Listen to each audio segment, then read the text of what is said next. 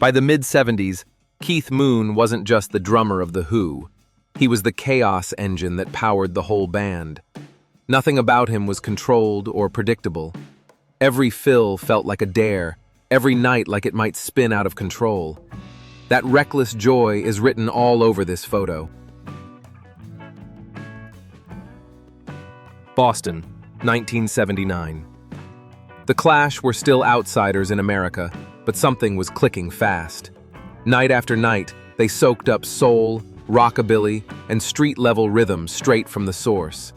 This tour didn't just win them new fans, it quietly reshaped the sound that would soon become London Calling. By 1973, Chuck Berry had already invented the language of rock and roll. But now, at last, the charts were catching up with the history books. My Ding-a-Ling put him back on top, not as a nostalgia act, but as a living force. This is a man finally getting his moment, on his own terms. Madison Square Garden, 1981. The Rolling Stones had grown up without losing their edge.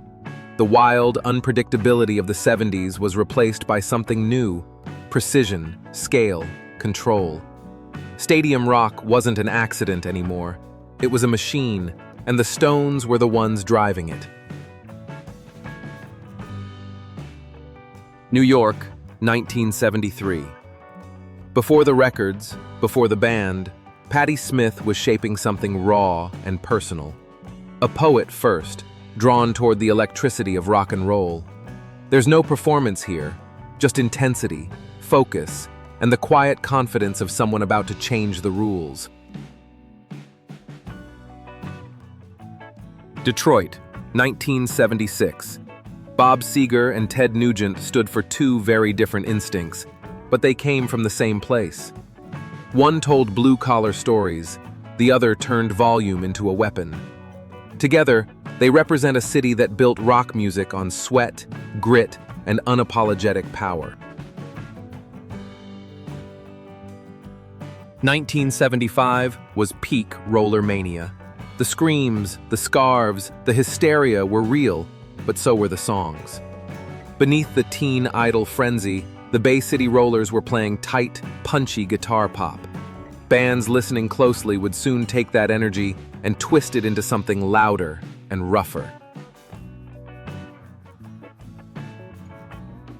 At CBGB in 1977, television didn't fit the punk mold, and never tried to.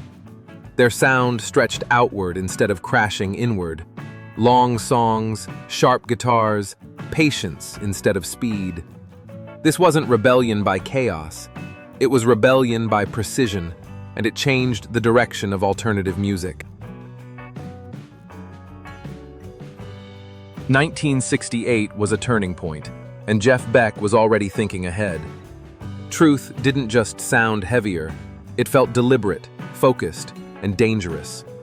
With Rod Stewart on vocals, Beck was quietly laying down the blueprint for hard rock before the term even existed.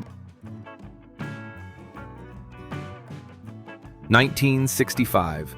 Satisfaction was climbing the charts, and Mick Jagger and Keith Richards were still learning how big this thing could get. This isn't swagger yet, it's momentum. Two writers locked into something powerful, just beginning to realize that their partnership was about to reshape popular music.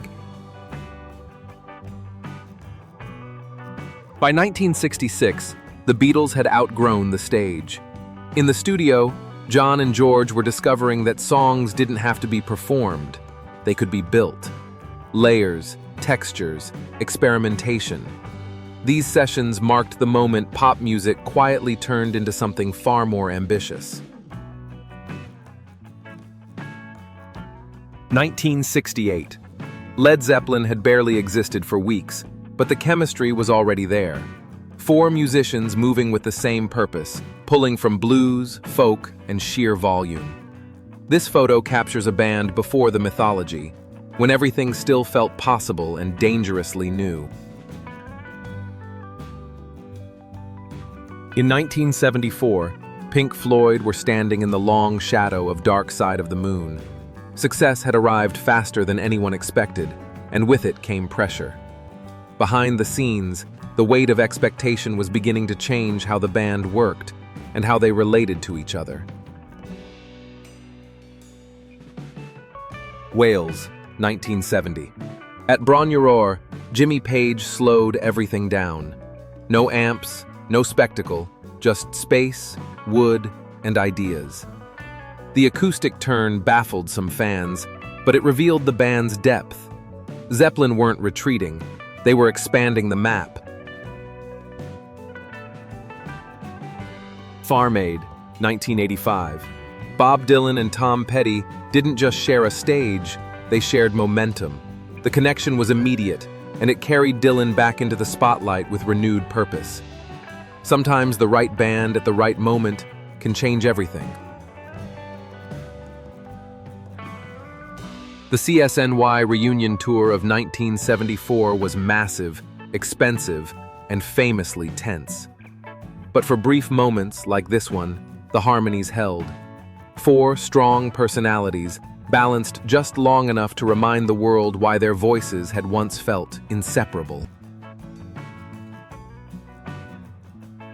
Newport, 1964. Johnny Cash stood at a creative peak, carrying both confidence and weight. His performances cut deep, honest, direct, and unfiltered. This image captures a man who understood that great music doesn't come from comfort, but from standing your ground. Woodstock wasn't planned this way. Roads clogged, fences fell, and control disappeared. What remained was a shared experience that no one could have predicted. This endless line of cars marks the moment when a concert turned into a generational memory. 1972. On the Exile Tour, the Rolling Stones were running hot, musically and otherwise. The band sounded loose, dangerous, and unstoppable. Mick Taylor's guitar work pushed them to new heights, and for a while, everything clicked at once. Mid-70s Texas. Before the Beards became famous, ZZ Top built their reputation the hard way. Night after night, town after town. No gimmicks, no shortcuts, just blues, boogie, and a sense that rock and roll was supposed to feel this honest.